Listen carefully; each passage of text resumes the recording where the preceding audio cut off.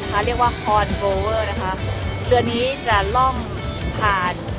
น้ำตกแล้วก็เข้าไปใกล้น้ำตกมากๆดังนั้นสังเกตชุดนะคะจะมีชุดกันฝนด้วยน่ารักนะคะ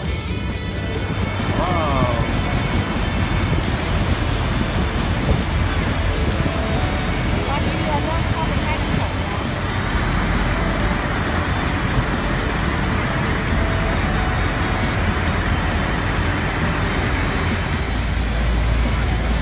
จากน้ำตกฝั่งอเมริกานะครับเรือกำลังมุ่งหน้าเข้าสู่ฝั่งของแคนาดาที่น้ำตกฝั่งแคนาดาเนี่ยจะมีหิมะเกาะอยู่เลยนะครับน้ำแข็งนะ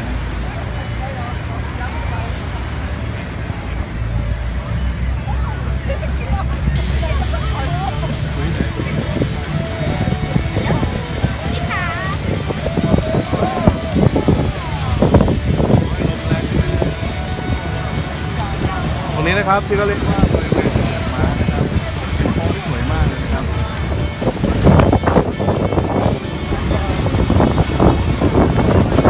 แล้วก็ท่ามกลาง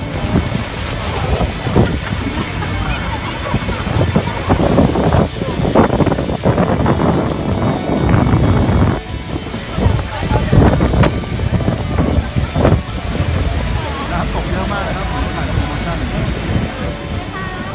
เปียกปอนแต่คุ้มมากยู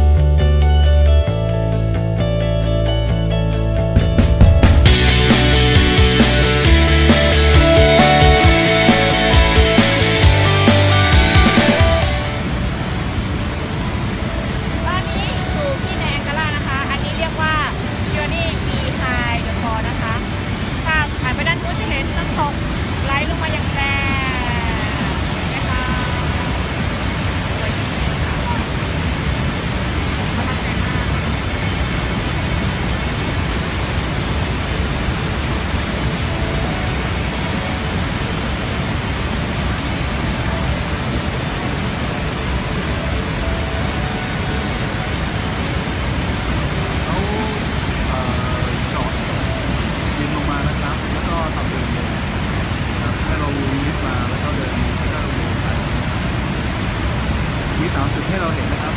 มีจุดแรกจุดเดียวที่เราสามารถเห็นน้ำตกได้